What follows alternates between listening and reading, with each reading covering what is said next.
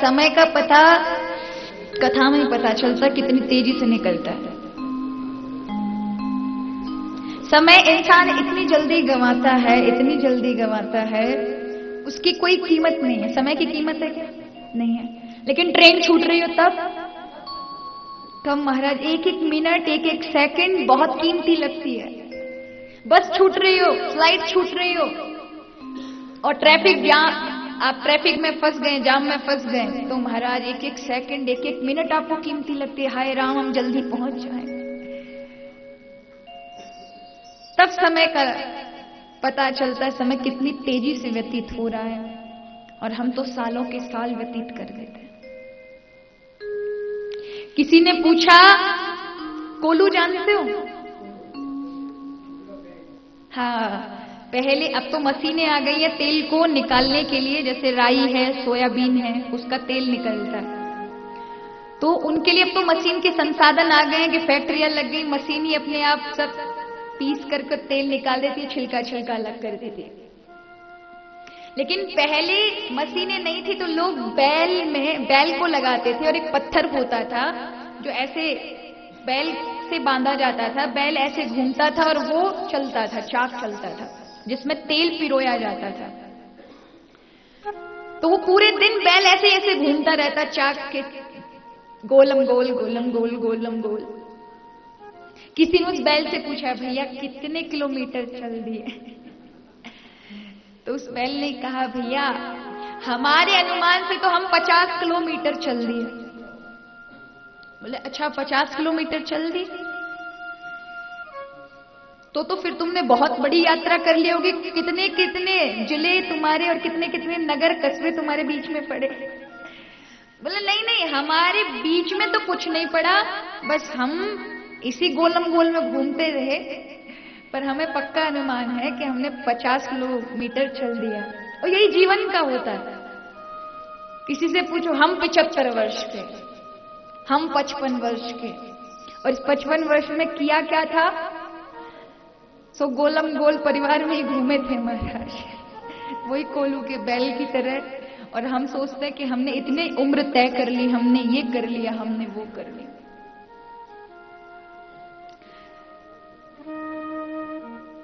आयुर्नश्यति प्रतिदिनम या तिक्षम यौवनम प्रत्यायान्ति गता पुनर्दिवसा कालो जगत बक्षखा लक्ष्मी स्तोय तरंग भंग चपला विद्युत चलम जीवनम। आयु ऐसे निकलती जा रही है जैसे आप अलकनंदा में नदी में जाकर एक मुट्ठी जल भर लें, कितने देर तक आप टिका सकते हैं? बूंद बूंद करके तो वो सारा निकल ही जाना है। इसी तरह से भगवान ने आपकी अंजलि रूपी शरीर में आयु रूपी, समय रूपी जल भरा है, जिसका प्रतिदिन एक दिन करके बूंद निकलती जा रही है। आज की बूंद भी गई, शाम होने को आई, फिर दूसरी बूंद निकल जाएगी, और एक दिन जितना इस घड़े में पर्याप्त होगा, जितना इस अंजलि में होगा, तब तक ही जीवन है। इसलिए कहा, प्रत्यायान्ति गता पुनर्दिवसा कालो जगत बक्षका। रात दिन काल खाए जा रहा है उस समय को, लेकिन व्यक्ति चिंतित ही नहीं, क्योंकि भगवान की ये जो माया है, भगवान का जो ये संसार है, ये बड़ा दिव्य है महाराज। जो भी आता है अच्छे अच्छे पार नहीं पा सकते उसका। अच्छा आप बताइए, पूरे जीवन भर हम क्या करते हैं? पूरे जीवन भर हम अपना जीवन, जैसे ही समझदार होते हैं, बचपन में तो खेल कूद में ही पूरा जीवन जाता है, समझदार हुए थोड़े 22 वर्ष के हुए, 25 वर्ष के, तब दिमाग आता है कि चलो कमाया जाए, गृहस्थी कैसे चलेगी, विवाह होगा, बाल बच्चे कैसे पलेंगे, और फिर पूरा जीवन 55 वर्ष तो महाराज, जब तक रिटायरमेंट नहीं होता तब तक तो लगे रहते महाराज। लेकिन जैसे बड़े हुए,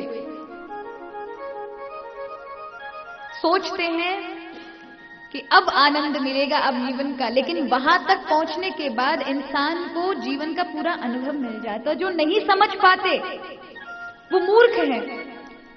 55-60 पूरा करते ही जीवन के जितने आनंद लिए थे उन सबका व्यक्ति को खुद ब खुद अनुभव होने लगता है कि जो मजा सोच रहे थे वो है नहीं इन सब चीजों में। बहुत अनुभव होता है, ज्ञान होता है, लेकिन तब तक बुढ़ापा नजदीक आ जाता है। जो पुरुषार्थ करना चाहते हैं वो कर नहीं पाते। कितने लोग हैं जिनके शरीर नहीं चलते लेकिन जाना चाहते, क्योंकि अब उन्हें ज्ञान है भगवत मार्ग का, पर नहीं कर पाते।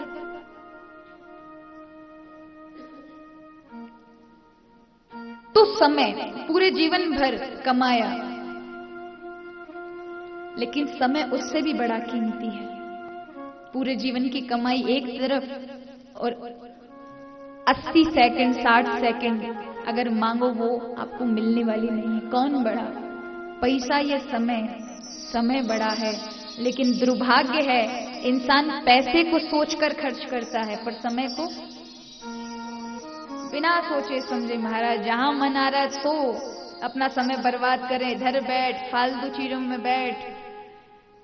कई लोग तो गप्पे उड़ाने में पूरा दिन बर्बाद कर देते महाराज। ठीक है, मनोरंजन करिए आप, अच्छी बात है, जीवन में वो भी होना चाहिए।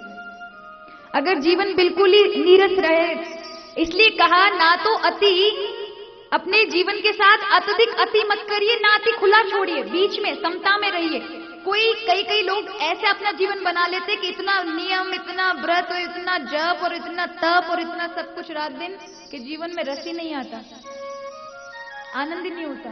और कई लोग इतने आलसी होते हैं, उठते नहीं है महाराज 12-12 बजे से पहले, कुछ करते धरते नहीं, कोई स्नान आदि नहीं होता उनका, भगवत भजन नहीं होता, बस पूरे दिन सोना, खाना और फिर सो जाना, या 2-2.5 घंटे अपना कोई काम धाम कर लेना। यानी अति प्रमादी जीवन। ऐसा भी नहीं होना चाहिए और अति कसके भी ना हो। आपने वीणा के तार देखे होंगे, ना अति कसके होते हैं ना अति ढीले होते हैं, तभी उनमें सुर पैदा होता है। हमारा भी जीवन बीच का हो, भगवत भजन भी हो, संसार का भी आप आनंद लीजिए, लेकिन प्रभु को मत भूलिए।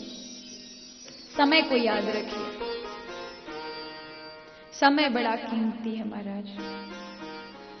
और यही राजा परीक्षित को बता रहे हैं। कुछ लोग कहते हैं भागवत कथा पहले श्रवण करो और फिर आचरण करो, तभी भागवत कथा की सफलता है, ऐसा ही कहते हैं ना। लेकिन आप बताइए, जो इस कथा को सुन रहा है वो श्रोता परीक्षित, उसके पास आचरण करने का समय था ही नहीं, मात्र 7 दिन थे। और गोपियां भी यही कहती है, भैया केवल हरि कथा सुन लेते हैं आप। भागवत का प्रथम महात्म्य में श्लोक है, सदा सेव्या श्रीमद् भागवती कथा यस्या श्रवण मात्रेन हरि चित्तम समाश्रयेत। सदा सुनते सुनते हरि आपके चित्त में आ जाते हैं, और जब आप कथा सुनते रहते हैं तो वो कथा भी आपको कुछ करने की जरूरत नहीं पड़ती, आचरण में अपने आप उतरने लगती है और आपको पता भी नहीं चलता। इसलिए गोपियां भी कहती है, श्रवणम मंगलम श्रीमदाततम। आपकी जो कथा है वो मंगल कथा करने वाली है। तब कथा अमृतम तृप्त जीवनम, तृप्त करने वाली है। सुनना मंगलकारी है। इसलिए कथा कहीं भी, चाहे वो राम कथा हो, भगवत कथा हो, गीता हो, महाभारत हो, कोई भी पुराण, कोई शास्त्र हो, किसी भी, कोई भी संत, कोई भी विद्वान, कोई भी महान पुरुष श्रवण करा रहे हो, अवश्य सुने। एक बात का हमेशा याद रखिए, बहुत बड़ी गलती करते हैं। कभी भी किसी वक्ता में, क्योंकि सबकी अपनी अपनी अलग अलग शैलियां होती है ना, सब अपने अपने अनुभव से बोलते हैं। कोई किस शैली से बोल रहा है, कोई किस शैली से लोगों तक पहुंचाने का कार्य कर रहा है, उसे किस शैली में कहना, किस दायरे में रहना पसंद है। तो हम क्या करते हैं, बराबरी करते हैं। वो ऐसा बोलते हैं, आप ऐसा बोलते हैं, वो ऐसा। अरे तुम्हें सुनने से मतलब है, आपको श्रवण करने से मतलब है। आपको जो प्रिय लगे वो श्रवण करें, लेकिन कभी भी संतों में, भक्तों में बराबरी ना करें, बड़ा दोष लगता है। ये छोटा, ये बड़ा, वो बढ़िया करते थे, ये वैसी करते हैं। ऐसा कभी ना करें, क्योंकि महाराज सभी वक्ता अपने अपने कार्य क्षेत्र, अपने अपने विचार, अपने अपने अनुभवों से, कोई सीधी सरल भाषा में कहता है तो कोई लक्ष्यदार शब्दों को जोड़ करके अत्यधिक उससे कहता है कि बड़ी कठिनता होती है। मेरी जो शैली है बहुत साधारण है, बहुत सरल है, क्योंकि माना कि लक्ष्यदार शब्द हमारे पास भी हैं, लेकिन उनको अगर उनको जोड़ करके और उस ढंग से कथा श्रवण कराई जाए तो आजकल के जो युवा बालक हैं, आजकल की जो पीढ़ी है, उनके लिए वो शब्द बहुत बड़े हो जाते हैं, उन्हें समझ ही नहीं आते कि ये क्या है। कई ऐसे लोग हैं जो जिनके जीवन में भक्ति अभी पहले थी नहीं, अब आई है, उनके लिए वह सरलता वाला मार्ग चाहिए जिसपे वो चल सके, समझ सके। और मैं तो चाहती हूं कि मेरी कथा इतनी सरल हो कि 5 वर्ष का बच्चा भी सुने तो भी हमारा समझ आए सीधे सीधे कि बताया क्या जा रहा है, क्योंकि मुझे भी सरल ही पसंद है और वही मेरा कार्य क्षेत्र है। परसों मेरे पास एक महानुभाव आए थे और वो किसी महान पुरुष के शिष्य रहे होंगे या शिष्य हैं। उन्होंने कहा कि आप विस्तृत में वर्णन करिए। अब आप बताइए, मेरे पास विस्तृत वर्णन करने के लिए समय ही है नहीं, बहुत अल्प समय, उसमें मुझे प्रसंग भी लेने हैं, लेकिन मैं अपनी पूरी तरफ से प्रयास अवश्य करती हूं कि कथा का मूल सार क्या है वो आप तक पहुंचाऊं। कथा मेरी विस्तृत चले ना चले, लेकिन उसका सार अवश्य भगवत कृपा से, गुरु कृपा से आप सब तक पहुंचे, ये मेरा प्रयास रहता है। नहीं, कथा विस्तृत केवल कथाएं श्रवण करें तो ऐसा नहीं है। प्रत्येक व्यक्ति यहाँ विद्वान है, सबको मालूम हमारा गजेंद्र ने का कियो, राम भगवान ने का कियो, कृष्ण भगवान ने कौन कौन सी लीलाएं की, बामन भगवान ने क्या किया है, सब जानते हैं। लेकिन बामन कथा का श्रेय क्या है, उसका सार क्या है, भगवान क्या आपसे बताना चाहते हैं, नरसिंह अवतार में भगवान ने क्या ऐसा बताया, कृष्ण अवतार आपको क्या मीमांसा देना चाहता है। ठीक है, लीलाओं में आनंद है, लेकिन लीलाएं बहुत बड़ा आपको जीवन का दर्शन दे रही है कि जीवन किस दिशा में जीना चाहिए, हमें कैसे जीवन जीना चाहिए इन कथाओं के माध्यम से। और मैं तो मानती हूं कि कथा का दौर भोलेनाथ मां पार्वती के समय से ही चल रहा है, क्योंकि वही सुनाते थे बैठ के कैलाश पर्वत पर पार्वती को, और कथा महाराज कहते थे, और तभी से कथा पुराणों का आरंभ हुआ युग। कुछ लोग कहते महाराज पहले के ऋषि तो भोजपत्रों पे लिख करके शास्त्र अपने अनुभव लिखते थे, और आजकल के वक्ता हैं कि माइकों पे बोलते लिखते लिखते नहीं। महाराज उस समय भोजपत्रों का जमाना था, ठीक है, फिर जब पीढ़ी बदली तब कागजों में ऋषियों ने लिखी किताबों का जमाना था। लेकिन आज जिस दौर में है ना महाराज, ये दौर किताबों का नहीं। आजकल कौन किताब देखे बताइए, कितने आप में से जो किताबें पढ़ते हैं। आजकल तो आईफोन का जमाना है, आजकल तो फोनों का जमाना है। कोई भी चीज अगर सर्च करनी तो सबसे पहले गूगल पे डालेंगे, है कहां पर, ये कौन सी जगह है। हर एक चीज का सहारा पहले किताबें थी, उनको अध्ययन करते थे, स्वाध्याय करते थे, तो अनुभव बढ़ता था, ज्ञान बढ़ता था। आज सरल रास्ता पकड़ लिया, क्योंकि टेक्नोलॉजी इतनी हाई है कि आपके फोन में ही पूरी दुनिया है। कुछ भी डाल लीजिए, आपको तुरंत मिल जाएगी। कहां है, कितने किलोमीटर है, अगर आप यहां बैठे हैं, कौन कौन से रेस्टोरेंट हैं, कौन कौन से होटल हैं, कहां कहां क्या क्या शाकाहारी भोजन मिलेगा, मंदिर आपके इस होटल से कितना दूर है, ये सब आप यही गूगल पर बैठकर सर्च कर सकते हैं। डॉक्टर कौन कौन है यहां पर, बस स्टैंड कहां पर है, टेम्पो स्टैंड कहां है, वाहन ये टूरिज्म वाले कहां मिलेंगे, टूर ट्रेवल्स वाले कहां मिलेंगे, ये सब कहां? गूगल पर सर्च कर लीजिए।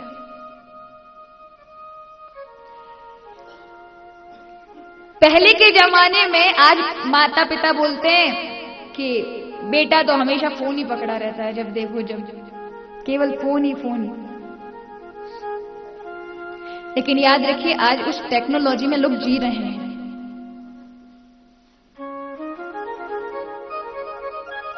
पिताजी के जमाने में टीवी चलती थी, लोग तब भी ताना मारते थे, हमेशा टीवी में ही बैठा रहता है। उससे पूर्व दादा के जमाने में नॉवेल चलती थी, किताबें, उपन्यास लोग पढ़ते थे। तो लोग कहते हमेशा किताबों में ही लगा रहते तो पागल हो जाएगा। तो जब जब कोई ना कोई युग परिवर्तन होता है, कोई नई चीज आती है, तो लोग उसको बोलते हैं। लेकिन जब किताबों का जमाना था तब धर्म किताबों में लिखा हुआ था।